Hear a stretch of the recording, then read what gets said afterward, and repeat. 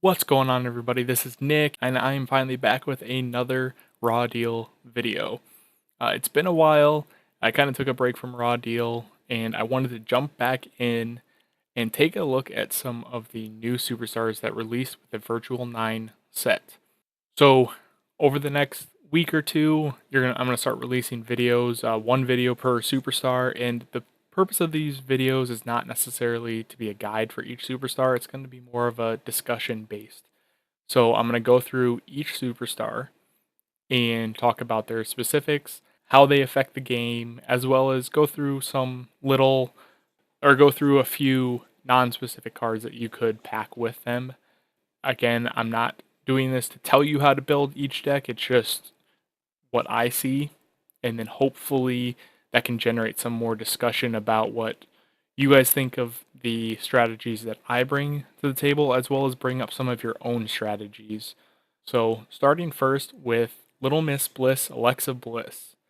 What I'm going to do is first I'm going to split it up into three different segments where I'm going to talk about Backstage, Backlash, and Arsenal. So, starting off with Backstage, of course, the most important card is the Superstar card. Alexa Bliss, she's an NXT superstar. If you haven't noticed, or if you have not seen Creed post about this on TCO, they are now going to follow the WWE's model, and they have moved away from divas. Her ability is your printed 7 damage or less. For those of you that may not know what this little abbreviation stands for, it means 7 damage or less. Not less than 7, it is 7 damage or less. So your printed 7 damage or less maneuvers without reverse in the text are -5 fortitude. Cannot be reversed by cards with reach in the title, and when successfully played, you may promo 2.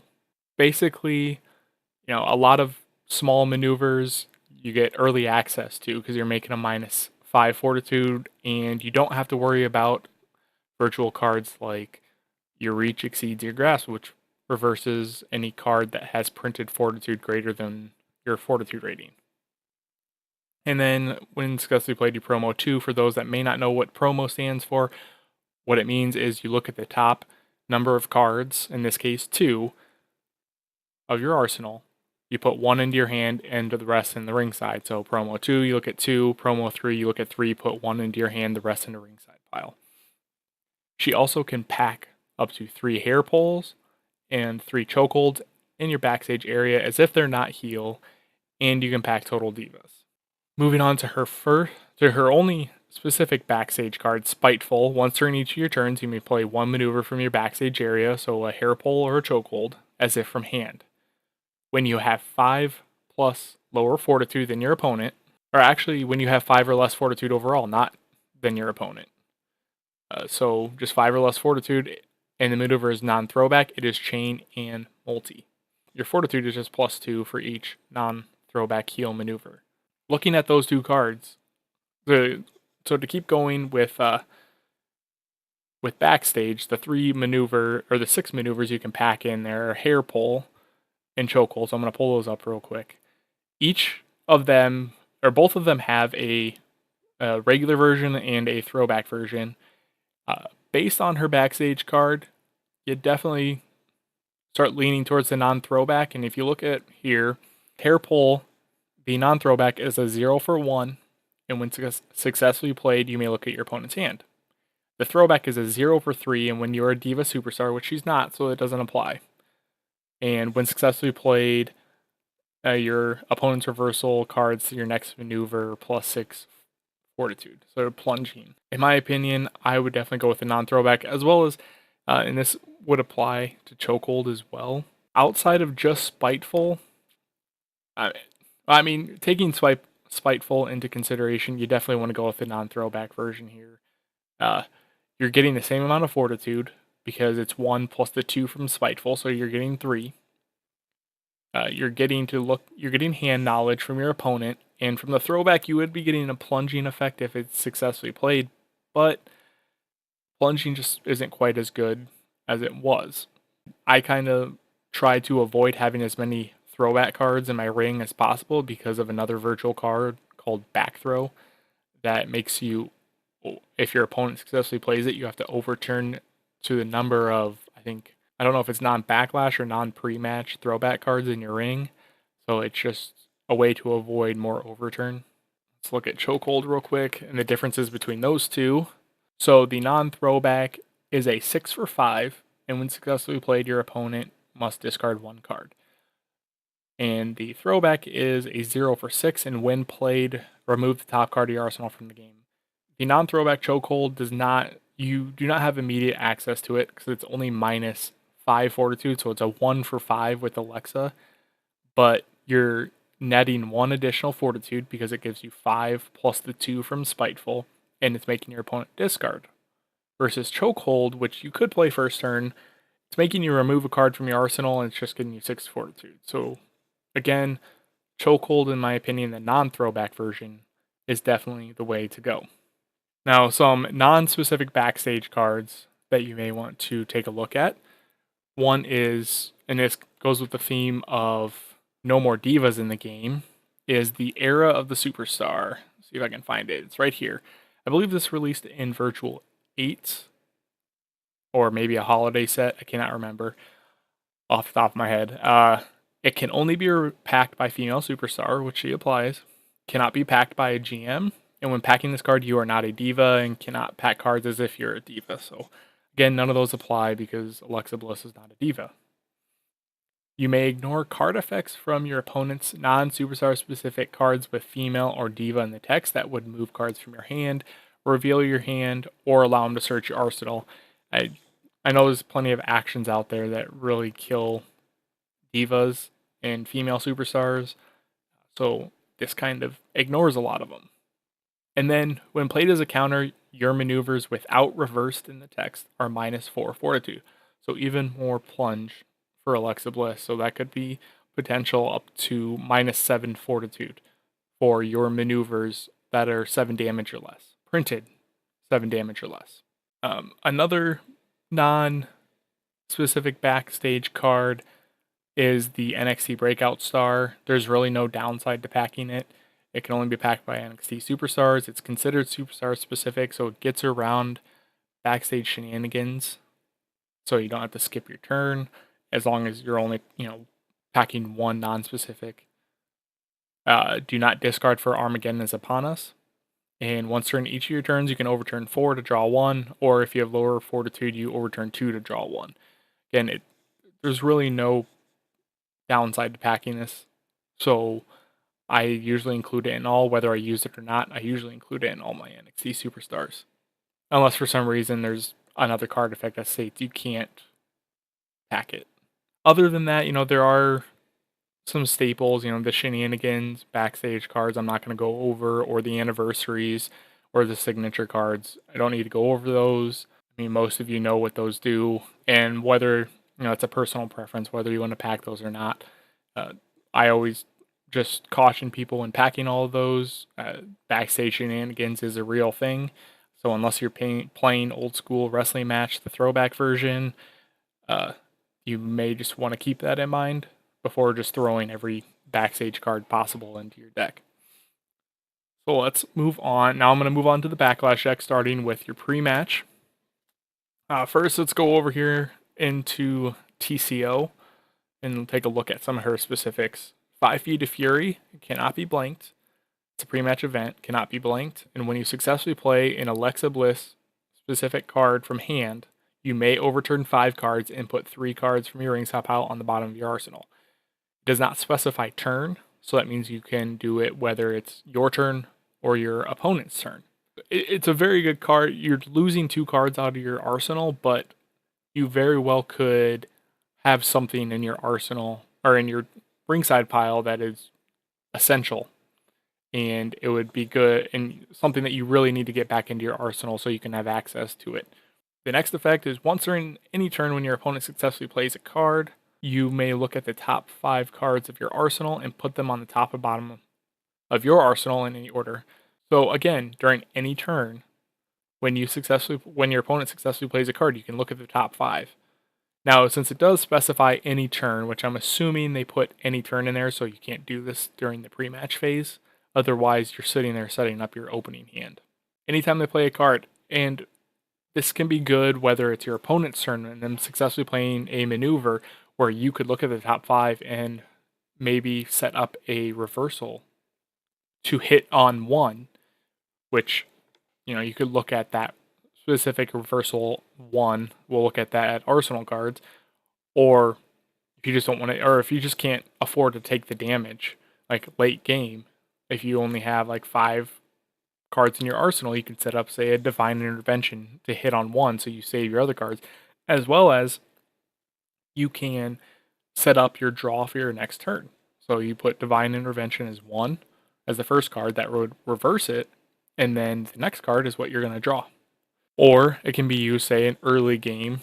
If you look at the top 5 and they successfully play a maneuver and you can't hit it on those 5, you could at least bury some of the cards since they can go on the top or bottom. You can protect cards that you don't want to overturn just yet. And then say if it's on your turn and they're playing a reversal, again, you can use it to protect cards. So you can set up what you want to overturn for their reversal damage.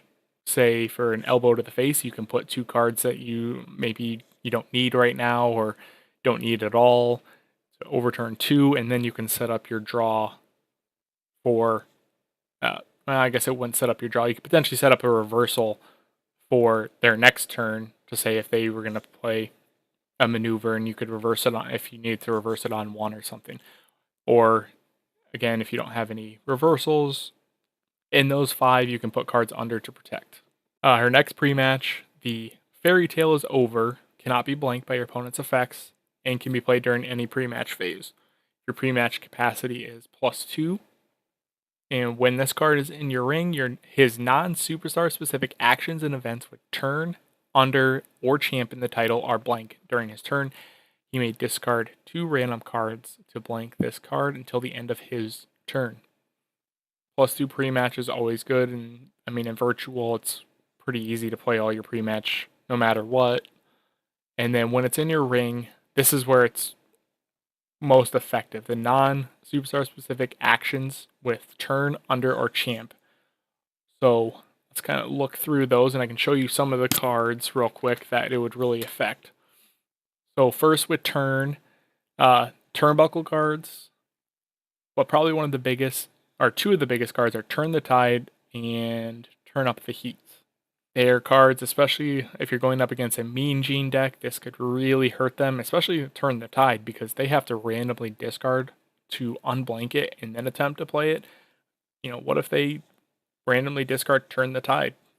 And then they discarded 2 for nothing. Pre-match, I don't see any pre-match. So really, I think Turn the Tide and Turning Up the Heat are the 2 biggest that it would affect. For under, this is where it's mainly going to hurt pre-match events, where you have Fans Love an Underdog and Underrated Superstar. It really kills an Underrated Superstar because they can't use it. They can play it, but it's blank, and because it's a during turn effect, you can't randomly discard to unblank it. So they just wouldn't get it at all. A throwback Fans Love an Underdog, if for whatever reason, say you are playing a lot of McMahons or title belts, they can't discard. And then the original Fans Love an Underdog, as I said before, with a chokehold or with the hair pulls, plunging isn't as big of an issue in virtual as it once was in classic, but you still see Fans Love an Underdog every once in a while. They could discard 2, unblank it, pop it, and then you don't try it, and they lose 4 cards. So it really mess up your opponent, especially if they rely on something like a Fans Love an Underdog. And then the last word is champ, which the first card that really comes to mind is the champ is here. So they're losing +2 pre-match. They still could get the +2 mid-match, but again, they'd have to say if their mid-match is full and they want to play like an action, they'd have to randomly discard 2 and then play it. Is it worth it? It also affects, I've had more championships than you've had women, which again is just another way to beef up their pre-match. I'm the champ, nothing changes that, which makes their title belts permanent. So if you're playing like a managed by Vince McMahon with her, Some people sometimes play this to protect their belts. This would blanket and you can pop their belt. Fairy Tale is Over is a very, very disruptive card, and it's one of my favorites. So those are her specific pre-matches. Now looking at her, or at some non-specific potentials. Now these are just a couple of potential builds. One of them that I'm just going to get out of the way quick because it's one that I'll dismiss myself a little bit, would be something like Back to Basics. And why I say Back to Basics is because there are a lot of maneuvers that go under Back to Basics that fall under her ability where they're printed 7 damage or less or -5 fortitude. There are a lot of maneuvers that qualify for that, as well as remember, it does state printed 7 damage or less, so it could interact pretty well with something like Old School Raw and 3 Old School Beatings, which gives you +6 damage. Something like a belly to belly suplex maybe is a 4 for 5. It's -5 fortitude, +6 damage. So it's a 0 for 11 that can't be reversed by reach exceeds your grasp. That could be pretty powerful. But where it really hurts the most is you lose the Fairy Tale you lose 5 Feet of Fury. And in my opinion, it's not really worth it. But, there are some people out there that are hell-bent on building everybody back to basics, Mitch. But you would still be able to play the Fairy Tale is Over because it can be played during any pre-match, so you can play it before back to basics. The other idea, which is one that I am thinking about dabbling with a little bit, is drawing a blank. There are a ton of drawing a blank maneuvers that are less than 7 damage, or 7 damage or less. So here's drawing a blank. Kind of stretches it weird. During your turn, when you have equal or lower fortitude, your first maneuver that is non-bash, non-multi, non-revolution with blank text that cannot be reversed by non-unique reversals from hand or ringside. So yeah, it would interact very well with her ability. A lot of those things, I think it's like Sit Out Powerbomb is a 4 for 6 grapple that you make it 0 for 6, protected by drawing a blank. And also, I believe there are some others cards that are like 8 for 7, which could help with another pre-match card, the Hardcore Title Belt Throwback. So the Hardcore Title Belt Throwback, which it plunges your maneuvers even further, -2 fortitude and +1 damage. So you combine that with her ability, that would be a -7 for 7 damage or less. And then if you combine it even further with the Era of the Superstar, where if it's played as a counter, it's another -2. So you could get up to a potential -9 fortitude on 7 damage or less, printed 7 damage or less maneuvers. So again, a lot of drawing a blank maneuvers fall under that category. So you could have access to a ton of those to try and get on the board. As far as other non-specific pre-match cards, you definitely have to go through all the new NXT cards that released with it. You have the NXT Arena Full Sail University, where it can only be packed by NXT Superstar and cannot be packed when packing a pro, armband, or from NXT to WWE, which in her case works out pretty well. From NXT to WWE, I don't know why you would play that. All it really would help her with is making Underrated Superstar if you played Underrated Superstar. Not take up a slot. In her case, she's a 3 superstar value, so you would have to play the NXT Championship belt to be able to use Underrated Superstar, and it's just not worth the risk. So this would definitely be a very good venue. You can play it even if your opponent has a venue, so you're not risking a -2 hand size from Hometown Hero. You can play the NXT Generation, which is an action we can right here. You can play it regardless of fortitude, and when it's in your ring, you may shuffle it into your arsenal when you successfully play a superstar-specific NXT card. And then your NXT cards are -1 fortitude for every card in your ring with fans or crowd on the title. I don't know how many you would have. I mean, it just depends on your build. If you want to play stuff like Taunt the Fans if you're heel, or Stun the Crowd, taunted by chanting fans, stuff like that. During any turn you successfully play a face, heel, cheater, or fan favorite, you may promo 2, which she potentially will play a ton of heel cards, and we'll go through that as we continue on through this. You can promo 2. Another one is the Corey Graves, Savior of Misbehavior, which this and NXT Arrival, which we'll talk about as the pre-match event we'll talk about next, do not take up pre-match slots. Your NXT generation cannot be reversed from hand, which is very nice, making it you can play it at any fortitude and cannot be reversed from hand, which protects it from something like a sidewalk slam. So it makes it really hard. It actually makes it really hard to reverse, or it could bait out restricted use. When you would move cards from under NXT Arrival, you may put one card from under that card on the bottom of your arsenal. So it just allows you to recover more under NXT Arrival, which we'll talk about now. So it can only be packed by NXT and cannot be packed when packing a Pro or NXT or Nexus armband, which don't apply to Alexis. When your opponent successfully plays a maneuver and damage is applied, you may put any number of cards overturned for damage under this card. When you play a maneuver as a counter, it is -1 fortitude for each card under this card.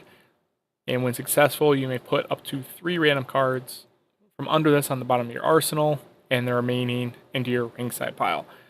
So, even more plunge for those 7 damage or less. If you're playing as a counter, you get to recover 3 cards that are overturned plus 1. So actually you get to recover 4 if you play it with Corey Graves.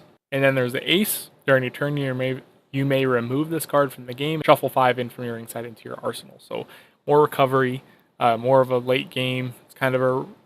It's more of a late game effect. Early and mid game, you'd really want to keep it in your ring for its first ability. But late game, say if you really, really need those 5 and you can't take any more damage, popping it to recover 5 is pretty good. So we can move on to mid-match cards. And looking here at her specific mid-match, Little Miss Bliss, this does not take up a mid-match slot in your ring. As a reversal, when your opponent's fortitude rating is 15 or greater, you have lower fortitude, and damage applied from a successfully played maneuver, you may put this into your from your backlash or ringside into your ring and end his turn. If you're falling behind, and you're falling behind pretty quick, especially at 5, if they have 15 or greater fortitude, and you're less, you may be falling behind pretty quick. It gives you 5 fortitude, 5 free fortitude. And when it's in your ring, your Alexa Bliss specific maneuvers are plus 5 damage, and when unsuccessfully played, you put them on the bottom of your arsenal. So it's a 5 fortitude, and you get banned from ringside. I guess it's just for your specifics. That's pretty good, and then plus 5 damage. Some other non-specific mid-match. I'm not going to go through the staples like restricted. One of the must-packs is the Dirty Low Blow, the non-throwback. I think it's a must-pack, especially if you're going heel with her, because, yes, it's a little more reversible because it's a non-unique, and it's only cannot be reversed from hand, but you are netting 4 fortitude from it because of Spiteful. Her backstage gives you +2 since it's the non-throwback version. Whether you pack 2 or 3, again, that's up to you. It's build specific, but I really think that the non-throwback Dirty Low Blow is the way to go. If you really want to guarantee your fortitude and you don't care about the 4 and just getting 2 is enough for you, then yeah, you can go ahead with the throwback version, but that's 4 fortitude and you automatically have access to something like a Get the F Out. Another one that I'll talk about just briefly is buying myself some time. I always recommend people look at this for superstars with hand sizes 5 or less. So if you have a printed 5 or less starting hand size, before your draw segment of your first turn, when this card is in your backlash, and you have 6 or less cards in your hand, and do not have a card with interest in your ring, and your enforcer is not test, you may put this into your ring. You draw up to 2 cards, and your opponent's ability is blank until the start of your next turn, and he skips his draw segment. So it's just a way to, for superstars with a lower hand size to beef up their hand a little bit, as well as it can kind of help you out first turn because your opponent won't have an ability for 2 turns, your turn and then their next turn. And then it keeps them from drawing during that next segment to keep them so it kind of stalls them for a turn. Other than that, again, staples. I'm sure there are a lot of staples in the Virtual Classic for mid matches, so I'm not going to go through all of those. There aren't any other non-throwback heels that are in the Backlash that are really worth packing. We can move on to the Arsenal. Let's go through her specifics first. You have Spiteful STO. It's a grapple reversal hybrid. As a maneuver, you choose one. This card is multi. It cannot be reversed by damage 1 or greater non-unique cards, like Revolution of the Mind, Elbow to the Face, or it cannot be reversed by hybrid cards. When played as a counter, you may choose 2 options. When successfully played, your opponent discards 1 random card. And then also as a reversal, it can completely reverse any strike or the card's clutch onto opponent, poke, or shake. So it's actually a really powerful reversal card, especially since it's a 5 for 5. As a maneuver, it is 5 for 5, so it works with her. Or no, it does not work with her ability because it has reversed in the text. And then as a reversal, it's very powerful. Every superstar seems to have some kind of a powerful reversal that hits a strike. And then also hitting clutch, poke, or shake. Those are cards that are little nuisance cards. So you turn around and hit them with a 5 damage reversal. That can hurt them pretty bad, especially if it's an early game move where they're trying to get Fortitude on the board somehow. That can really, really hurt. Next is Insult to Injury, a high risk. Can only be played, or it's a 10 for 5, high risk. Can only be played after a successfully played maneuver or as a counter. Cannot be reversed from Backlash or by Elbow to the Face. After damage is applied, remove up to 3 cards in your opponent's ringside from the game. So again, it does not go with her ability because it does have reversed in the text. Cannot be reversed by Elbow or from Backlash. And then removing 3 is always good because you can pick cards out of the ringside pile and keep them from recovering. Next is Twisted Bliss. It's a 20 for 15 trademark finisher. Can only be played after a successfully played card or as a counter. When it's 20 damage or greater, so basically when her mid-match is in the ring, cannot be reversed from Backlash. When it's not, your opponent must overturn 5 cards to play a reversal to it. It seems like it's better when it's less than 20 damage. Overturning 5 cards, especially being a trademark finisher, which are more late game cards, making them have to overturn 5 to play a reversal to it is pretty powerful. And when it's successfully played, they discard 3 random cards. So it's, you're overturning 5 to reverse it, or you're going to randomly discard 3. Next card is Blissful Ddt. It's a 30 for 20 trademark finisher reversal special hybrid. As a maneuver, when you play 5, or when you have 5 or greater Alexa Bliss non-backlash cards in your ring, this card cannot be reversed from Arsenal, and that's killer. Trademark finisher goes through, that's 20 damage they're eating no matter what. And then as a reversal, reverse any grapple. Next is Bliss Off.